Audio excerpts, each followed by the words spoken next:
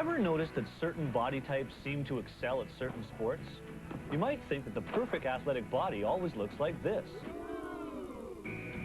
But depending on the sport, world-class athletes can come in a variety of shapes and sizes. So what's the advantage? Well, let's start by comparing two very different athletes, gymnasts who tend to be short, and high jumpers who tend to be tall. The key to both of these sports is the location of the athlete's center of gravity. Now, everyone has one. It's that point on your body where your weight is equally balanced on either side. In most people, it's located right about here, around your belly button. The shorter you are, the closer your center of gravity is to the ground. And in gymnastics, that's an advantage. What a low center of gravity does is give you better balance. And obviously in gymnastics, balance is crucial. But why does it give you better balance? Well, the concept can be explained using these two blocks. Now, you can see that they're both the same width, only one is tall and one is short. And these dots here in the front indicate the location of each block's center of gravity. Now, to tip over either block, I have to push them until their center of gravity moves outside of their base. But here's the interesting part. To tip over the tall block, I have to push it this far in order for it to fall over. But with the shorter block, I have to push it over a lot further before its center of gravity exceeds its base and it finally falls over. So for a gymnast, being short means you're less likely to lose your balance during a difficult move than a taller person. Now let's look at the high jumper. Compared to the gymnast, they're the complete opposite. For them, it's an advantage to have a high center of gravity. That's a great jump, a lot of height. That's because the key to a successful high jump is being able to raise your center of gravity over the bar. If you can't get your center of gravity at least this high, then there's no way you can make the jump. So the higher your center of gravity is to start, the easier it will be to get your body up and over the bar. And that's why the best high jumpers are tall and have very long legs, because it gives them a high center of gravity. And she's happy. This is Chris's third and final attempt. Here he goes. He's making his approach. He's up, and he's over! It's a new world record, ladies and gentlemen! The crowd is going wild! In his dreams. For a gymnast, there's another benefit to being small, a short axis of rotation. Sounds impressive, but what does it mean? Well, when you jump into the air and spin your body, you naturally rotate around your center of gravity. Very good.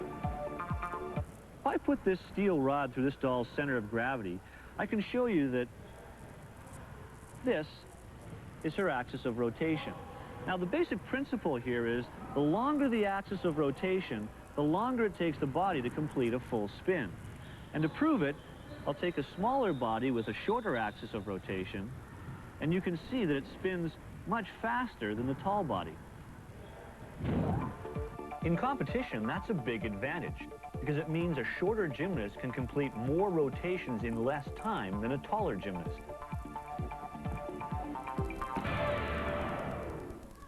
Another sport that takes advantage of this concept is diving. When divers want to complete several spins before they hit the water, they go into a tuck position. This shortens their axis of rotation and allows them to spin faster.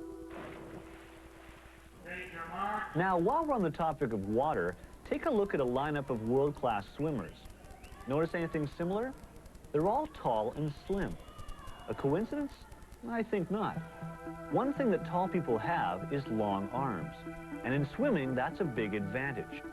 The reason has to do with a concept called levers. You see them at work all the time when you tighten a nut with a socket wrench or pull a nail out with a hammer. We can demonstrate this principle with a seesaw. If the sound man sits at one end and I stand near the middle, I can't get him to move. But if I move down towards the other end, I suddenly become more powerful.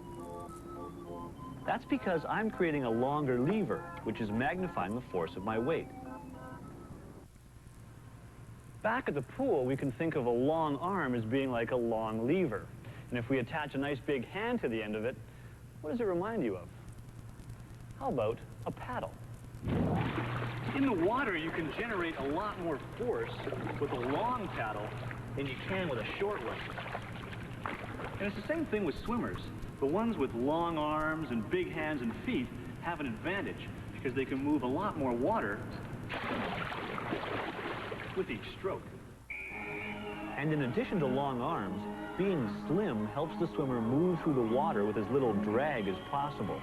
Just like the sleek design of a jet airplane helps it slip easier through the air. Now, there is one group of swimmers that tends to be built a little different. Marathon swimmers. You know, the ones that swim for hours across lakes or channels. They tend to have a little more body fat, and there's a couple of good reasons. First of all, they don't swim in nice heated pools like this. They swim in water that's a lot colder.